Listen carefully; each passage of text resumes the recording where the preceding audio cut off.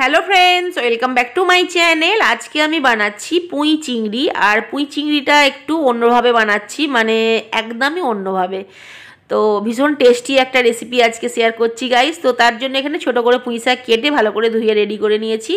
ডাঁটাগুলোও ছোটো করে কেটে নিয়েছি যাতে ভালো লাগে আর কি। আর এর জন্য কিন্তু নরম পুঁই শাক লাগবে একদম, ঠিক আছে। তো আর এদিকে পেঁয়াজ কেটে নিয়েছি, একটা বড় সাইজের পেঁয়াজ ছোটো করে কেটে নিয়েছি। বেশ কয়েকটা কাঁচা লঙ্কা চিড়ে নিয়েছি, কারণ পুরো রান্নাটা কিন্তু কাঁচা লঙ্কাতেই হবে, এক্সট্রা মানে কোনো আর লঙ্কা দেবো না। এখানে চিংড়ি মাছ নিয়েছি। চিংড়ি মাছটা একটু বড় সাইজ হয়ে গেছে, তো কোনো ব্যাপার নয়, ভালোই লাগবে, তবে ছোটো হলে কিন্তু আরও বেশি টেস্ট আসে। আর তো যাই হোক, এদিকে আমি কড়াই সরষের তেলে কালো জিরে ফোড়ন দিয়ে দিলাম। কালো জিরেটা ভাজা হয়ে যাওয়ার পরেই এতে পেঁয়াজটা লঙ্কাটা আমি দিয়ে দেবো, দিয়ে পেঁয়াজ লঙ্কাটা একটু ভালো করে ভেজে নেব।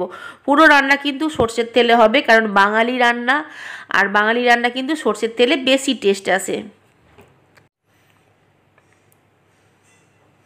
এইবারে আমি চিংড়ি মাছটা দিয়ে দেবো, কারণ পেঁয়াজ লঙ্কাটা খুব ভালো করে ভাজা হয়ে গেছে।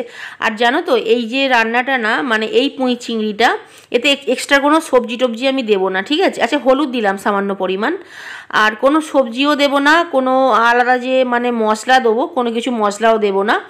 পুরো রান্নাটা দেখো গাইস, খুব ভালো লাগবে আর খুব তাড়াতাড়ি হয়ে যায়, জানো তো। চিংড়ি মাছটা দিলাম, একটু বেশি করেই চিংড়ি মাছ দিয়েছি, মানে যাতে ভালো লাগে আর কি।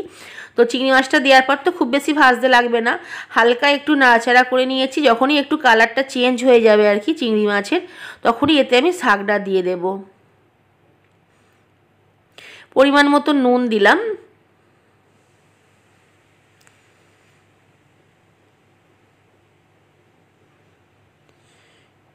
শাকটা দেওয়ার পরে না একটু জল ছাড়বে, কারণ যেহেতু নুন দিয়েছি, শাকেরও জল ছাড়বে, চিংড়ি মাছেরও জল ছাড়বে। আর আলাদা করে আমি কিন্তু এতে জল দেব না, ঠিক আছে। একটু যখন জল ছাড়তে শুরু হবে, তখন গ্যাসটা স্লো করে আমি এটা চাপা দিয়ে দেব। আর এটা গরম ভাতে খুব ভালো লাগে, জানো তো। একমাত্র ভাতেই এটা ভালো লাগবে। তো যখন তোমরা মানে এটা বানিয়ে খাবে না, তখন ভাতের সাথেই খেও গাইস, খুব ভালো লাগে গো।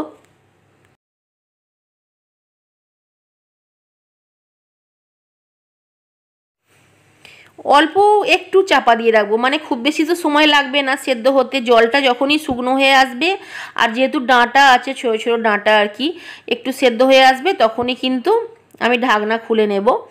তো এইবারে আমি পরিমাণ মতো চিনি দিয়ে দিলাম, ঠিক আছে।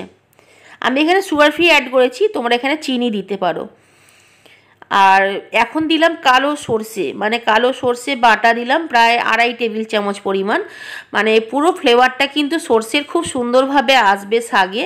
তো সেই জন্য কিন্তু কালো সর্ষে দিতে হবে, কারণ কালো সর্ষের ঝাঁঝটা ভালো হয়, আর পরিমাণটাও একটু বেশি লাগবে। আর কিছুই নয় গাইস, খুব ভালো করে এটা গ্যাসটা হাই ফ্লেমে করে আমি শুকনো করে নেব।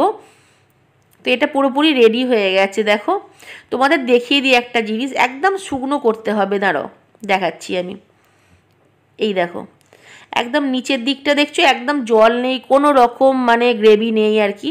তো একদম এই রকম এটা করে নিতে হবে। এটা রেডি হয়ে গেছে খাওয়ার জন্য।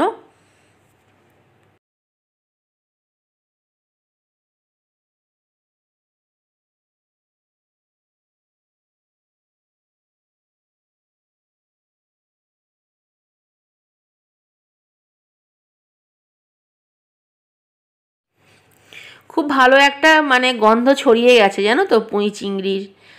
আর কীরকম লাগলো তোমাদের আর কি আজকের আমার এই রেসিপিটা, অবশ্যই আমায় কমেন্ট করে জানিও। আর বাড়িতে বানিয়ে খেয়ে আমায় কমেন্ট করে জানিও কীরকম লাগলো।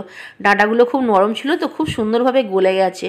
আর যেটা বললাম গাইস, এটা বানাতে গেলে কিন্তু নরম পুঁই শাক লাগবে, মানে একদম ডগের দিকে পুঁই শাকগুলো তোমরা নিও, ঠিক আছে। খুব ভালো হয়েছিল, শাকগুলো খুব সুন্দরভাবে গলে গেছে।